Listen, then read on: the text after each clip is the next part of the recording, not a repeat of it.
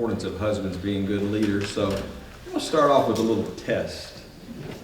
No, you don't have to raise your hand because I don't want to embarrass anybody. But Sunday, we talked about sexual intimacy within a godly marriage and all the passages that talked about responsibility, and Scripture had a lot to say about that. So if you were here, you don't have to raise your hand, but ask yourself, men, did I talk to my spouse about that? Because there was a strong encouragement to do so. So we've talked about being leaders, about being responsible. So men, did you take the step to do that? If your husband failed to do that, ladies, that doesn't, keep you from having that responsibility as well. So did you take the opportunity to talk to your husband about that? If you weren't here, then I strongly encourage that you look at the lesson that's online now. So take the opportunity to look at it, listen to it, and put it into action. Along those lines, also, let me mention, we talked a lot about, the fact that we realize that there are differences in men and women. And again, Randy talked about that in one of his classes about the different needs of men and women. And one of those that we mentioned Sunday was romance. And again, I know it's been said a few times, but for us guys who have a hard time getting things through our thick skull, that does not mean it has to be, a nice expensive gift, expensive flowers, and dinner down at Hickory and Oak or out at Longhorn, whatever. It does not. I mean, ladies probably going, stop, don't say that. It doesn't have to be that. How about grabbing some flowers on your way home that, some field you're driving by? How about leaving a Post-it note somewhere? How about telling your spouse, your wife, about something that you really appreciate that they've done? Just trying to help them around the house. Saying, let's go for a walk. Just sitting down and giving them 100% undivided attention. Tell me about your day. You mean that much to me. Ladies, what else would you like for this is your chance. What else would be things that would be important? Just small things. That covered it? Nothing else? You're not going to let them off the hook that easy? All right. All right. What'd you say, Myra? Well, I'm very happy. I just Okay. I've been told one. Okay. Fixing dinner. All right. I know. Excellent. Fixing dinner. Kelsey? Help with chores. I think making sure that you get a little, like as a wife, make sure you get a little time to yourself too. Like, okay, you go take a bath, I got this, or something like that. Awesome. It means a lot. Absolutely. John? Scott, probably 10 or 12 years ago, when, I forget if I was out, I think Jane was out of town maybe. And probably we were living in Owensboro, Kentucky, and I think she was up in Indiana taking care of helping with McKenna or whatever after she was born. But I went to a store and I bought a card that was about 18 inches by 24 inches. And just wrote a little note in it, when she was coming home, how it missed her, whatever, and put that. We still have that card, and you can't hardly find a blank space in it. Awesome. Cool. But she's filled it out when I've been out of town, because I travel quite a bit. Whenever she's out of town, she'll write a little note. It's ready to go. We usually put it on the bed, so when they walk in the bedroom with their suitcase or whatever, it's sitting laying there on the bed, and it's ready for her to come home from Tennessee. Mm-hmm. When she comes back, probably Friday. But we've got 10 or 12 years worth of notes in there that we have written to each other. Memory history. And it's like you said, it doesn't have to be a big thing. It doesn't have to be expensive for it to be special. Absolutely. Anything else? So I'm not good at romance. It's like her. My mind doesn't work around things like those kind of things. But one thing that has been helpful for us to work on that and just other things is, like we talked about earlier, the love language test. And then also having conversations about it, because as I've heard some of the things that people said that would be romantic, I know Charity would not like that. And so I think each husband and wife is unique in a lot of those ways. And so I think it's like, I know if I was just listening and said, hey, great, I'm going to go try every one of those things, I would fail on half of them. They would be like, no, that was not, when we do that love language test, it's like, yeah, that doesn't speak love to me. But if you did it this other way, it would. And so just having those conversations, I think, are really critical, because your spouse is unique and they have unique ways that it speaks to them. And I've found, just having those conversations is beneficial. Yeah, don't assume you know. Sit down and have a conversation. Exactly. Okay. Well, as we kind of move that forward, talking about families, Psalms 128, 3-4 says, your wife will be like a fruitful vine within your house. Your children will be like olive shoots around your table. Yes, this will be the blessing for the man who fears the Lord. Now, that sounds a little weird to us, but understanding an agrarian society, that meant something to them. Fruits, the vines that produce, what it is that sustains them. It says that's a blessing for the man that fears the Lord. So the man that fears the Lord, that's what your wife and your children are going to be like. If you were going to describe for somebody what that means to fear the Lord, give me a few things that come to your mind about that. That means scared of the Lord. Respect. Okay. What else? Absolutely. Stand in awe. Stand in awe. Reverence. What else? What does it look like? What does your day look like? Like understanding the power that he has. Okay. The power that he has. Along with that, knowing your place.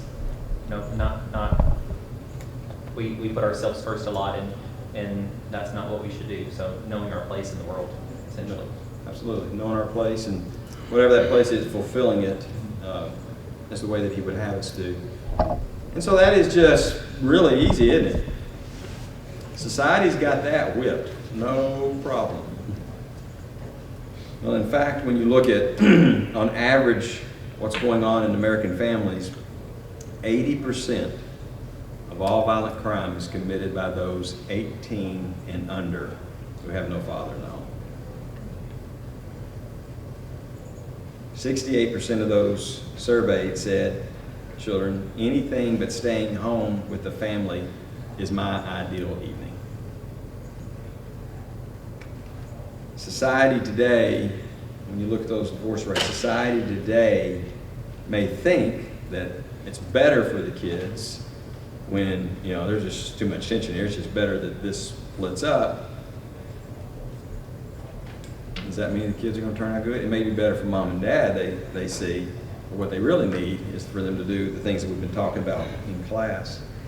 Children from disrupted families have a harder time forming a stable marriage, achieving intimacy in a relationship, or even holding a steady job, and feel the impact of it 20, 30, 40 years into adulthood. Any attempt, all the stuff going on in society today, any attempt to cure all of that is futile if it doesn't start at the home. So that's what we're facing, and that's the goal of one of the things we want to do in class tonight is talk about the successful family as God would have it, and what are some characteristics, what are some traits of it. So kind of look at it as a bit of a report card, and this isn't obviously an inclusive list, but these are a few things that I would like for us to consider, and for you to not only do you and your spouse see this, feel it, understand it, but do your children comprehend it as well. First thing I would say about the family, and particularly the marriage, is does it endure? There's a couple of passages. Matthew 19:6. So they are no longer two, but one flesh. Therefore, what God has joined together, let no one separate. When you become one flesh. You think about it if you super glue your fingers together, and it really becomes one flesh. You go to separate that, it hurts, doesn't it? And so there's going to be pain if this separation takes place. God's plan is for it not to take place, for it to be built on a foundation. Of course, we're familiar with Matthew 7, 24 and 25. Even everyone who hears these words of mine and does them will be like a wise man who built his house on the rock, and the rain fell, and the floods came, and the winds blew and beat on that house. But it did not fall, because it had been founded on the rock. And so, do the children understand what this family is all about? And it is going to endure until the end. And along those lines, is there, and do the children understand it, is there that commitment between husband and wife? You know, Hannah and Cooper got married here just a few months ago.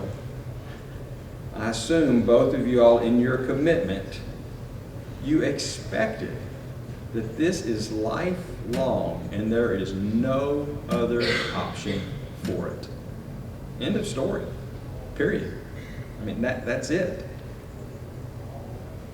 It is a lifetime commitment. And you think about that, what does that do to your relationships as husband and wife? When your confidence, when you have that confidence that my spouse keeps their word. In the same breath, think about if you don't keep word, keep your word with neighbors, friends, or business people, or whatever. What does that say to your spouse about? Well, I wonder if he or she's going to keep their commitment to me. I'll say I can remember, this is well before I got married, and it wasn't long after Mark and Kim Cochran got married and had their children. I can still just remember having a conversation with Mark one night. And I can't remember if somebody was going through a divorce or whatever, but I remember him just making the comment. He goes, if it ever came to the point that, you know, Kim was driving me crazy or whatever it was, he said, he goes, I'm not leaving that house. If I have to live in the basement, if she kicks me down there or whatever, I'm not leaving that house. Now, they weren't having any kind of issues or anything like that, so don't go out and assume that. But like I say, I can remember Mark, all those years ago, he was committed, and there was no other option for him. Psalms 15:4, what a great verse. He who swears to his own hurt and does not change.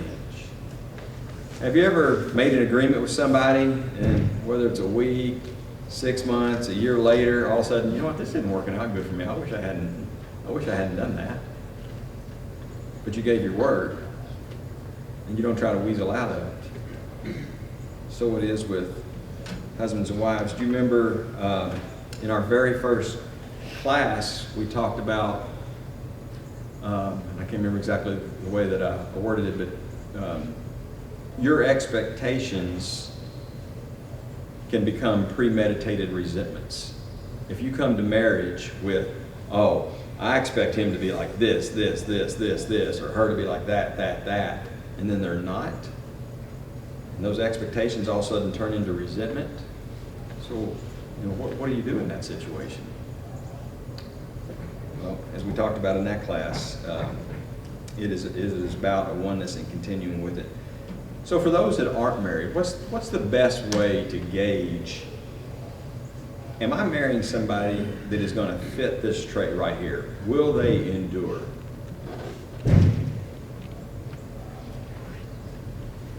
Well, let's embarrass two people. How about Jacob and Kaylee sitting right here in the front? That'll teach you to sit down close.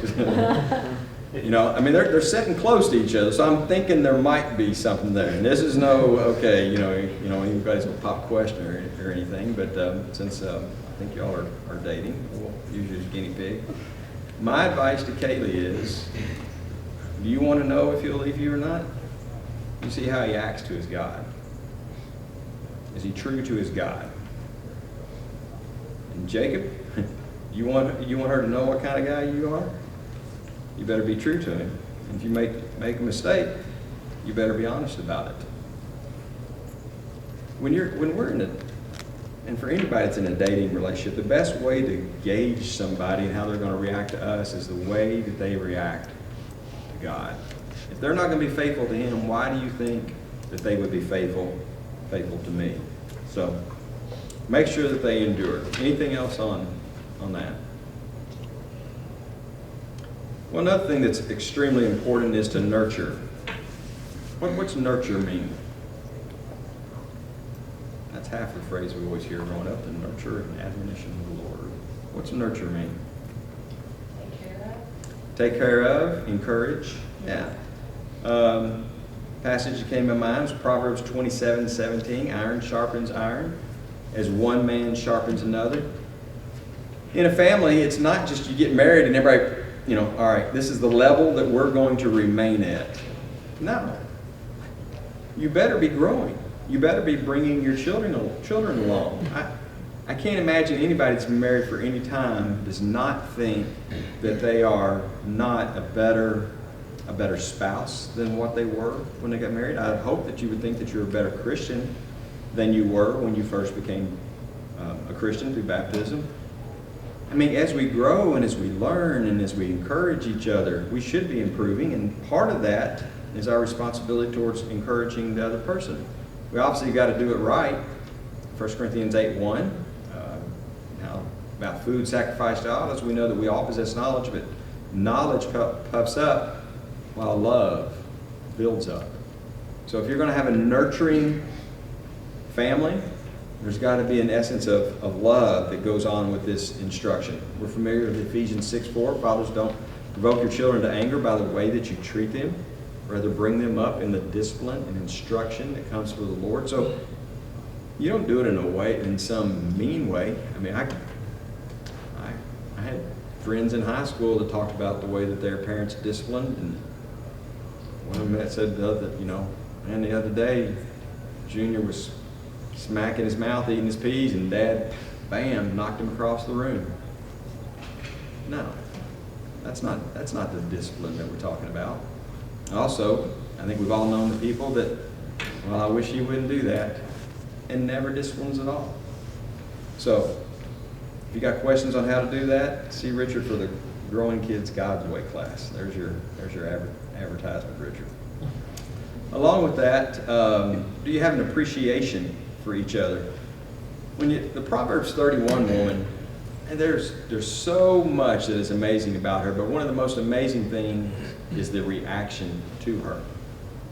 And so, men, ask yourself, is this the way that I treat my wife? Is this the way my children treat my wife? If not, then the children need to be receiving some instructions. When she speaks, her words are wise and she gives instructions with kindness. Her children stand and bless her. Her husband praises her. And that starts with just the little things of children learning manners towards mothers. And when we were out in, when we were out in Oregon visiting Terry's family, her brother, his grandsons, they know you do not sit in a chair around the little fire pit or the table if there's a woman that is not seated. I mean, that's his rule. So it's just instilling things like that. Never allowed, children have to learn, but I'm sorry, I probably through the evening give you a few pet peeves, but nobody hits mama, even a little toddler. That is unacceptable. Mom is always respected. One of my favorite stories is John's brother Steve Casebolt, who got a call that one of the boys had been not nice to mom. And he said, when I get home, I'll take care of it. And so Judy met him at the door, and I don't remember if it was, I don't know why I want to say it was Paul, I may be wrong, but he marched down the hall, opened the door, and said, I'm Steve Casebolt, and I'm here to settle things. I heard you weren't nice to my wife. Nobody doesn't appreciate mom. Keep a mental ratio of your words throughout the day. Remember the old geometry, the old T-graph or whatever it was? On this side, how many nice things do I say to my spouse and to my children? Positive things. And on this side, how many negative things do I say? You might be surprised what that number looks like. Are you kind of one of those people that are just a little bit of a grump, or again, are we appreciating what we have? As far as appreciating, I like what Ecclesiastes 9:9 Solomon says, live happily with the woman you love through all the meaningless days of your life that God has given you under the sun. That's encouraging, isn't it? You know what the good part of it is? The wife God gives you is your reward for all your earthly toil. So you slave at it, your 40, 50 hours a week, guess what? When you go home, the present that God has given you is waiting for you. And so viewer is that blessing. And the other thing under nurturing, and we've talked quite a bit about this. Randy did a couple lessons for us on it. Good communications. Colossians 4:6, let your conversation be gracious and attractive so that you will have the right response for everyone. And then Ephesians 4:29, let no corrupting talk come out of your mouth, but only such as good, for building up as it fits the occasion, that it might give grace to those who hear. So again, what does your conversation sound like? What does it sound like when you go to Target and return something? And your children are there with you. Or do they see mom or dad getting into it with the clerk? Do they see you getting into it with the neighbor? They hear you griping and complaining about everything? So again, good communication. We've talked before about compliments in our communication class, and it's not just about flattery stuff. It is about sincere things that are tangible that you've noticed that you can say to your spouse. You do this, and I really appreciate it because it does this for our family. And be willing to accept. You know, a lot of times it's easy just to go, oh, whatever. No. Say, I really appreciate that. That made my day. What else would y'all say about nurturing?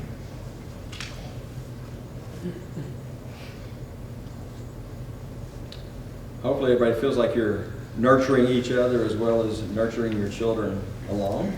And part of that would be a third one. How much time do you spend together as a family? I know Randy talked about this the other day, mentioned as well about, the things that you're doing with your spouse. It doesn't happen unless you plan it. How many dads have said, I'm going to take my kid fishing this year, and the next year, this will be the year I'll take Johnny fishing. How many moms, I'm going to get around to teaching her how to do this. Again, mom doing stuff with sons, and fathers doing things with daughters. Memories for children, just stop and think for a minute how important the memories are that you've had with your parents that are positive, life-changing. For me, it was Dad always being willing to play basketball after supper. And he might have been tired, it didn't matter. He'd go out there and let me play. And I can remember even before we'd go outside and play, I had a little goal in my room. I can remember him playing on his knees so that we'd be about the same height, and him moving everyone on his knees. And I can remember that night, he never said anything about it, but I remember him getting up and his knees, both knees bloody, because he was moving around on the carpet so much. I don't remember if Mom said something about stains on the carpet or not, but he never said anything about that. That meant something to me. You don't think that makes a difference when discipline comes? That this is somebody who cares about me and has spent time with me, so they really do care about trying to make me a better person. Eli didn't do that with his boys, did he? He said, I have warned him that judgment is coming upon his family forever because his sons are blaspheming God, and he hasn't disciplined them. He was not engaged with them. He didn't spend the time with that. Along those lines, too, Solomon said, discipline your children while there is hope. Otherwise, you will ruin their lives. You think you're being nice to your kids by not disciplining them? Just the opposite. In Proverbs 29:15, a child left to himself is ashamed to his mother. You don't discipline the child, ultimately what's going to happen? It's going to wind up being a sadness to the mother. Everybody my age remembers Harry Chapin Carpenter, Cats in the Cradle song. He tells a story so well about, no, son, I don't have time to do with you, spend time with you, da da da, and he gets older and his son grows up, and then he's reliving, and he ultimately at the end of the story says, my son has become just like me. He doesn't have time for me. C.S. Lewis said, no time spent with a child is wasted time. Children spell love, T-I-M-E. So don't make that mistake. Plan it. I think like Randy said, put it on the calendar, plan it. What would you say when you reflect back on your childhood and the time that your parents or your family spent together, the impact that it made on you? I was actually just telling a friend today about a memory that's really important to me. I've always been a talker, and I talked to my mom. I told her everything. Some kids come home and they say, "How was your day, honey?" And it's like, "Oh, fine. It's fine." But I was the opposite. And I told my mom everything, and Sarah wore her blue shoes today, and like every detail of my day. But I sat on her kitchen counter to do that, and she's busy, putting dishes away or making supper. And she never once asked me to move. She never once said, "Honey, can you tell me in a little bit? I need to make supper. I need to get this started." She never put me off. I sat on her counter and I told her every detail of my day. And the only thing she would say is, "Can you move your foot so I can get the pot?" And okay, go ahead. and she never dismissed me. And that's still just a very precious memory to me. Awesome. The Friday nights, the Saturday nights, popping popcorn, the whole family, doing a game or going somewhere, going canoeing or whatever, just that family time. It's invaluable. So make effort towards that. Along those lines, when you talk about a successful family, does it produce good children? Like all the Proverbs and Psalms, things are not a given. There is no guarantee. But in general, if you will follow God's plan, isn't your likelihood a lot better? The godly always give generous loans to others, and their children are a blessing. If you're trying to do the things the right way, you have a better likelihood of your children being a blessing to you. Proverbs 27, the godly walk with integrity. Blessed are the children who follow them. It's not about your DNA. It's about your spiritual integrity within the family. It's all of those things. It's the way that you react, again, to the return clerk at whatever store. It's the way that you act to the waitress. It's the way that you act when you get in your car, when you leave here. It's everything you do. Your children are watching. It's, do you take advantage of every opportunity you have to teach your children? And there's a lot of these good moms that walking up the steps, what are you doing? Saying the books of the Bible or saying the apostles. You're seeing something out in nature, and isn't it amazing how God did that? Realizing you have to take every opportunity. Along those lines, does your family contribute to the community? How about your faith family? Therefore, whenever we have the opportunity, we should do good to everyone, especially those of the family of faith. I'll give a lot of, copies back there. I'll brag on them. Graders pop in my mind. And I'll stop because I'll leave somebody out. But families that take their children to visit people, to write cards, to do things, that makes a difference on children. And as well as just, our fellow man. And I've been a constant example of how you can help those in need by working hard. You should remember the words of the Lord Jesus. It is more blessed to give than to receive. Do your children see you helping everyone? Just not the people here, but everyone. Are you that type of person? Also, does it glorify God? couple passages. So whether you eat or drink, whatever you do it all for the glory of God. Again, children are watching everything. And this verse, it pops a memory in my mind. A good friend of mine in high school, whose father was a deacon at another congregation in town, I can remember her coming to school and saying, "Dad got wine last night. He bought a glass of wine." And 2 years later, she became somebody that drank, ran under a flatbed truck. And I'm not saying that was a 100% correlation, but it has always stuck in my mind where she said it all started at.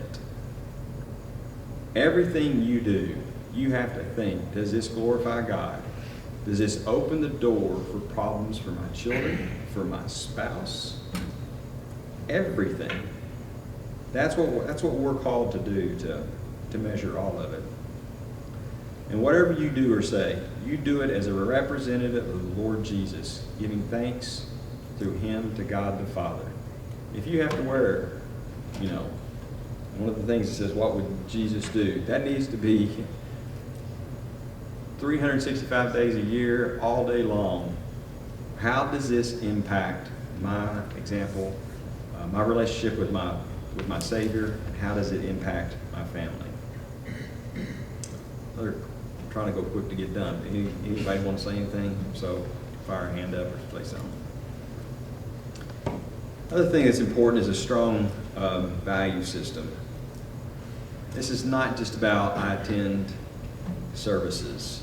As Paul told Timothy, I am reminded of your sincere faith, which first dwelt in your grandmother Lois and your mother Eunice, and I am convinced it is in you as well. A sincere faith. So ask yourself, as far as you and your spouse, where are you at as far as a sincere faith goes, and what are you doing to instill that in your children? We've already mentioned Ephesians 6:4. The other thing that I would say is two things. One, the values of what your family stands for, your children need to know what they are. It doesn't need to be something hidden. Children want structure. They want to know. They don't want to have to guess things. There should be no doubt about what your house stands for. And Randy, I believe he's still planning on Sunday talking about the family mission statement. And Joshua gave the ultimate family mission statement. As for me and my house, we'll serve the Lord. And that mission statement about what your family is all about changes based on what point in life that you're in. But do your children know that we are the Hugheses, and this is what we are going to stand for? This is what we're about. Realize as well that many of you are role models for the type of lives that you're living. People recognize, they appear to have it figured out. Their children respect them. They love each other. And so just be more cognizant if that is the case, that people are watching you, and that gives an extra responsibility of the way that you conduct yourself. On a positive note, you don't have to do it near as long as Enoch did. Enoch was 65 when he had Methuselah. He lived another 300 years. It said that Enoch walked with God 300 years and had other sons and daughters. Enoch lived 365 years. Genesis chapter 5. And he was taken to God. He was good. He was a good father, the way that God reacted to him. For 300 years. Y'all only got like 50 or 60, so hang in there. You can do it. Last thing that I'll say on these is the ability to cope with crisis. Ecclesiastes 4:9-12. Two are better than one because they are a good return for their labor. For if one falls down, his companion can lift him up. But pity the one who falls without another to help him up. Again, if two lie down together, they will keep warm. But how can one keep warm alone? And although one may be overpowered, two can resist. Moreover, a cord of 3 strands is not quickly broken. Do you all realize what a blessing you have in a godly spouse to get you through all of those things? I don't know how I'd get through the things that I've gotten through without Terry. I hope that you appreciate that. And again, that is part of what that being a helpmeet is all about.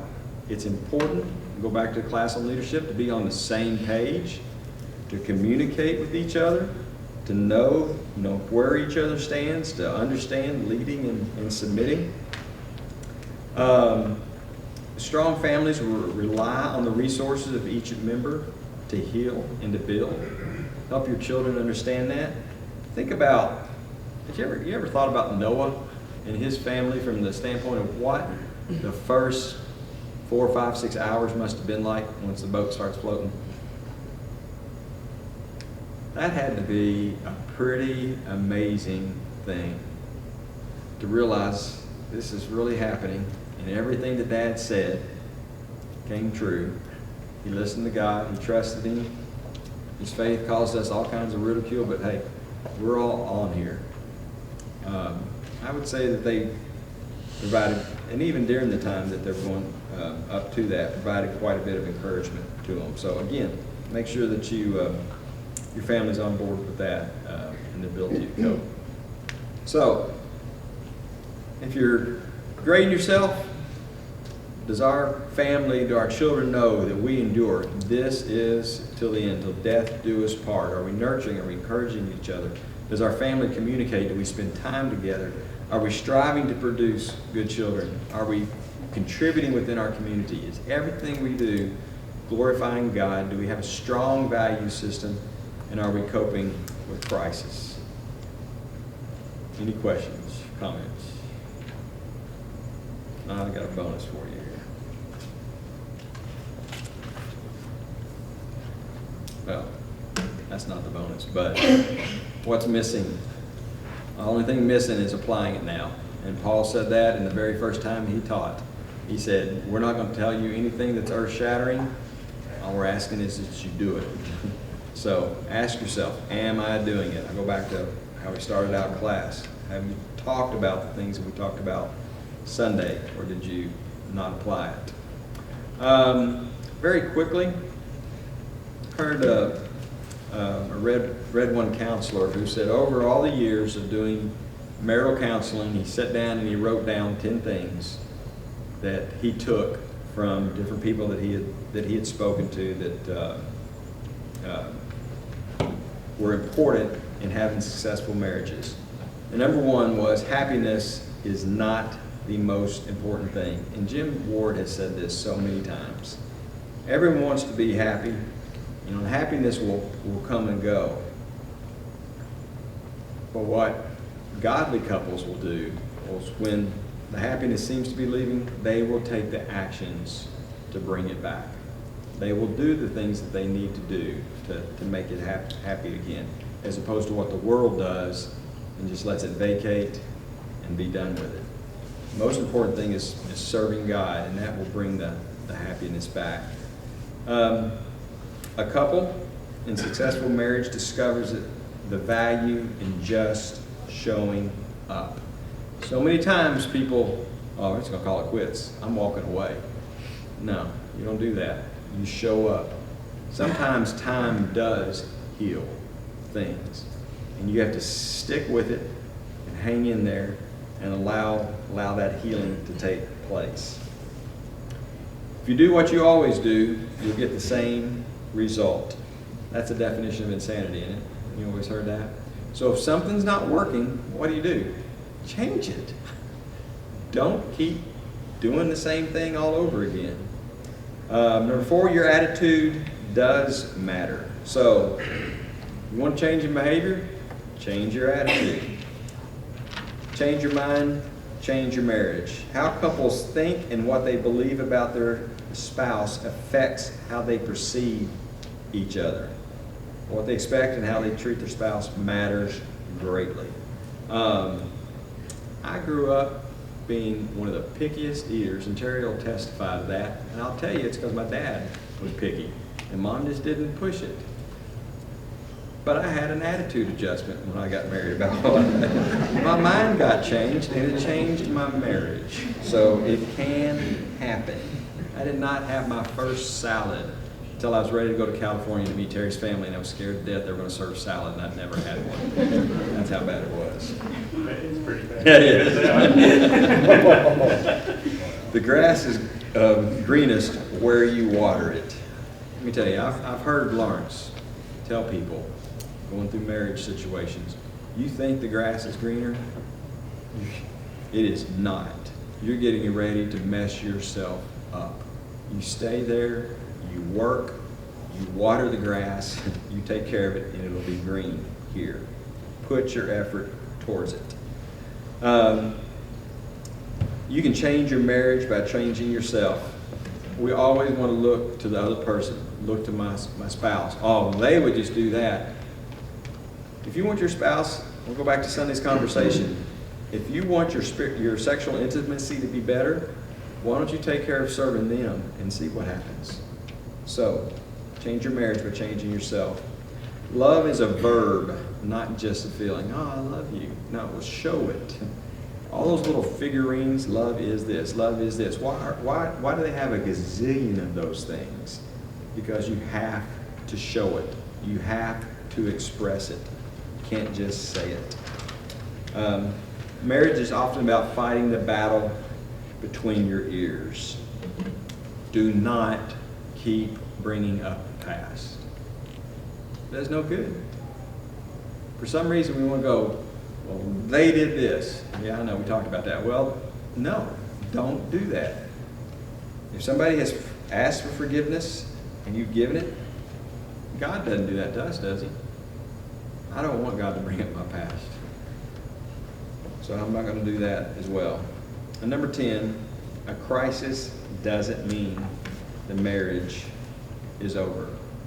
Crises complicate the marriage. They say that when a child is in if a significant injury to a child takes place under the watch of one of the parents, there's a high risk of divorce because of that intense crisis. It doesn't have to happen. Time, talking, communication will heal those type of things. I had more to say about that, but I won't since we don't have time. But anyway, thank y'all very much. I think this is my last time to teach. I think Randy's up Sunday, and then Paul's closing us out for 2 more. So appreciate your all's comments.